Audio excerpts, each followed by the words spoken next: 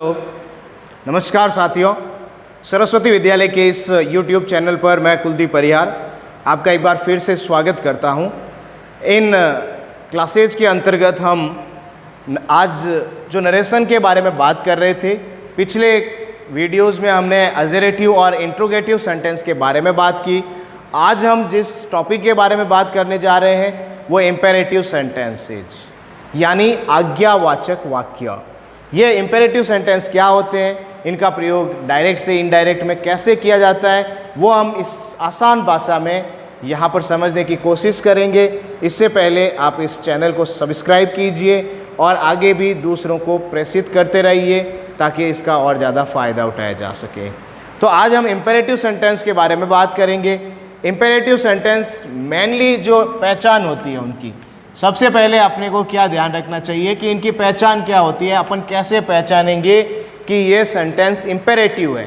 जैसे हमने अजेरेटिव सेंटेंस को पहचाना था। अजेरेटिव सेंटेंस के आरएस के वाक्य की शुरुआत सब्जेक्ट से हुई थी, पर्सन से हुई थी। इंट्रोगेटिव की शुरुआत हेल्पिंग वर्ब से हुई थी, WH वर्ड से हुई थी। इम्पेरेटिव की शुरुआत किससे होगी?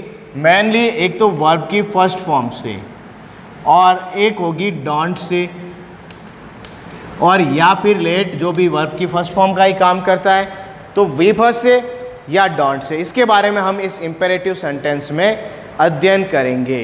तो अब अपन को पहचान तो पता चल गई है इम्पेरेटिव सेंटेंस की क्या होती है। अब चेंज करने के नियमों के बारे में भी जानते हैं। तो पहला जो चेंज करने का नियम होता है वो आपको आरवी में किस प्रकार से परिवर्तन होगा। तो DS से IS बनाते समय आरवी में आप क्या परिवर्तन करेंगे। अब यहाँ पर आपको कोई ना कोई सेंटेंस में एक्सप्रेशन मिलेगा, या तो निवेदन का एक्सप्रेशन मिलेगा, या सलाह देने का एक्सप्रेशन मिलेगा, या फिर आपको ऑर्डर का एक्सप्रेशन मिलेगा, या फिर मना करने का मिलेगा। तो उसके अकॉर्डिंग आरवी को चेंज कर देंगे। अब मान लीजिए आपको सेंटेंस में कहीं निवेदन का एक्सप्रेशन मिल रहा है कि कोई किसी से बहुत विनती कर रहा है, तो उस सैड टू के स्थान पर आप किसका प्रयोग करेंगे? रिक्वेस्टेड का प्रयोग करेंगे। अगर आपको लग रहा है कि वाक्य में आदेश दिया जा रहा है, तो उस आदेश वाले वाक्य को आप किस में चेंज कर दीजिए? ऑर्डर्ड में चेंज कर दीजिए। अगर आपको लग रहा है कि वाक्य में सलाह दी जा रही है, तो उस सलाह को किस में चेंज कर देंगे? एडवाइस में चेंज कर देंगे। ये ध्यान रखना है आपको। मेनली रिक्वेस्ट, ऑर्डर्ड और एडवाइस्ड। ओके। मना करने का डोंट में अपन देखेंगे। अब यहाँ पर अपन के सामने आता है कंजक्शन के रूप में किसका प्रयोग करना है अपन को। तो ध्यान ये रखना है कि कंजक्शन इम्पेरेटिव में टू का ही प्रयोग होगा। और एक चीज़ और ध्यान रखना है कि टू के बाद में हमेशा क्या मिलनी चाहिए? वर्ब की फर्स्ट फॉर्म ही मिलनी चाहिए। टू और वर्ब की फर्स्ट फॉर्म के बीच में कोई नहीं आ सकता है। टू इन्फिनिटिव है, इसके बाद हमेशा क्या आएगी? वर्ब की फर्स्ट फॉर्म। अब इनको अपन सेंटेंसेज के माध्यम से समझने की कोशिश करेंगे, ज़्यादा दिमाग में अपने एडजस्ट होगा। जैसे सेंटेंस की बात करूं मैं, जैसे master said to his servant. Master said to his servant open the door. मालिक ने नौकर से कहा दरवाज़ा खोलो। अब मालिक जो है वो नौकर को हमेशा क्या देगा? ऑर्डर ही देगा। हाथ जोड़ के नहीं कहेगा कि साहब दरवाज़ा खोलिए, वो ऑर्डर दे के कहेगा दरवाज़ा खोल। तो मास्टर सेड टू के स्थान पे अपन क्या कर देंगे? क्योंकि आदेशात्मक वाक्य है तो यहाँ पर अपन कर देंगे ordered his servant. Master ordered his servant.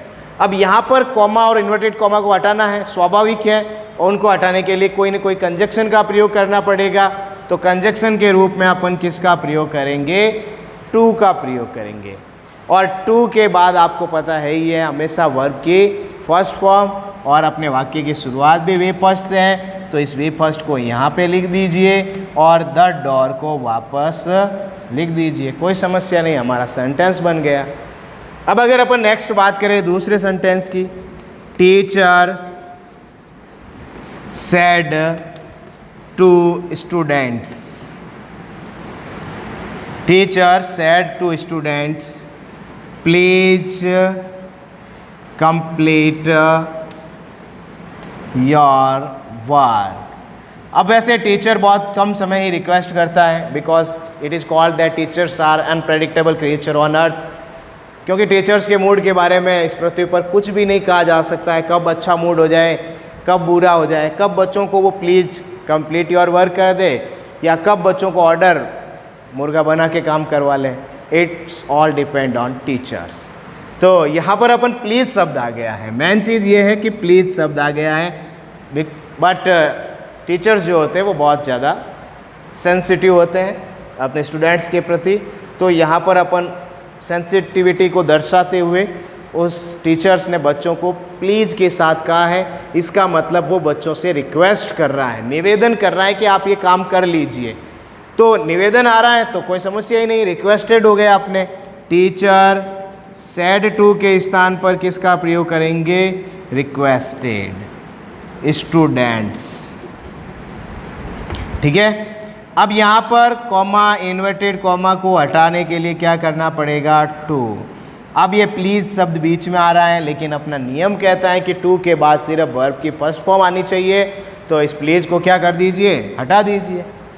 R S के वाक्य में अगर आपको कहीं पर भी प्लीज़, काइंडली, सर, मैडम ऐसे शब्द मिलते हैं तो आई एस बनाते समय उन सब शब्दों को क्या कर दिया जाता है? हटा दिया जाता है, क्योंकि टू और वी फर्स्ट के बीच में किसी को भी ये पसंद नहीं करते हैं। तो टू के बाद अपने को लाना है वापस वर्ब की फर्स्ट फॉर्म, टू कंप्लीट। अब ये योर है, चेंज होगा, कर दो चेंज। यू की पर्सन की फैमिली का है, यू है सेकंड पर्सन, तो ये चेंज होगा ऑब्जेक्ट के हिसाब से। ऑब्जेक्ट जाएगा स्टूडेंट्स के पास, स्टूडेंट्स नाउन के रूप में, इसका प्रोनाउन बनेगा दे। जैसे यू का योर बना, वैसे दे का अपन क्या बना देंगे? देयर। वो अपने प्रोनाउन संबंधी सारणी में पूरा सिस्टमेटिक बताया हुआ है। तो दे का अपन यहाँ पर बनाएंगे देयर। तो their work. Teacher requested students to complete their work. No problem. अब चलते हैं अपन डॉक्टर के पास, क्योंकि डॉक्टर हमेशा सलाह ही देगा आपको कोई ना कोई करने की। ऑर्डर आपको दे नहीं सकता है, मानोगे भी नहीं।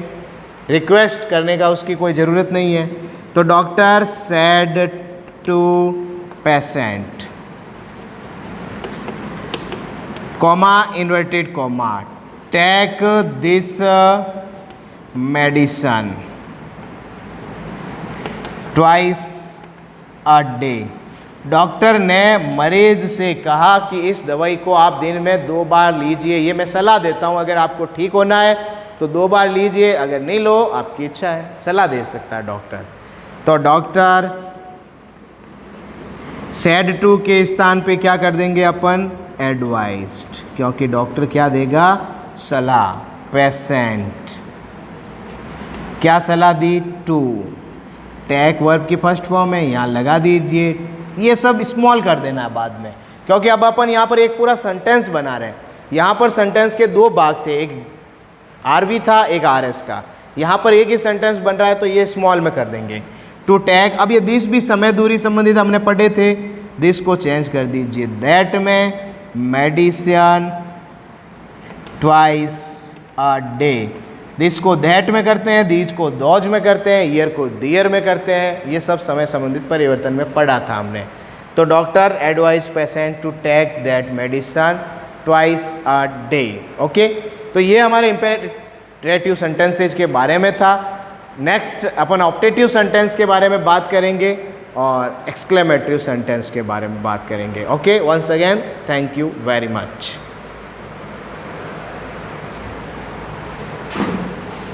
बारे में तो डॉन्ट से शुरू होने वाले जो वाक्य है, आपको सीधा सिस्टम एक ध्यान रखना है कि अगर वाक्य की शुरुआत डॉन्ट से हो रही है तो नरेशन बनाते समय, इनडायरेक्ट बनाते समय अपन 2 चीज़ों से बना सकते हैं। एक तो सेड टू के स्थान पर किसका प्रयोग कर सकते हैं? फॉरबैड का प्रयोग कर सकते हैं।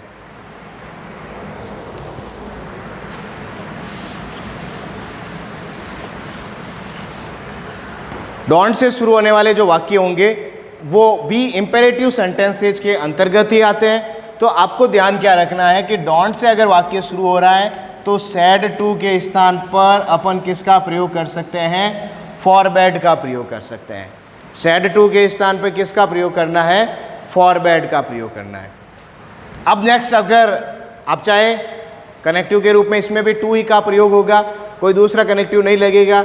अब जैसे सेंटेंस के माध्यम से इसको समझने की कोशिश करते हैं अपन, she said to me don't touch me. She said to me don't touch me, okay, कोई प्रॉब्लम नहीं है, नो डोंट टच मी। तो सी, अब डोंट से शुरू हो रहा है सेंटेंस, इसका मतलब इम्पेरेटिव ही है। सैड के स्थान पे अपन किसी न किसी का प्रयोग करना है। अगर डोंट से हो रहा है तो सीधा नियम कहता है कि आप फॉरबैड लगा दीजिए, तो फॉरबैड लगा दीजिए, यहाँ पे कोई प्रॉब्लम नहीं है। शी फॉरबैड मी। अब डोंट आ गया है, अब आपको नेगेटिविटी से कोई मतलब नहीं है, क्योंकि नेगेटिव सेंस ऑलरेडी ये फॉरबैड दे चुका है। तो अब यहाँ पर अपन क्या करेंगे, सीधा टू लगा देंगे और इस डोंट को रिमूव कर देंगे।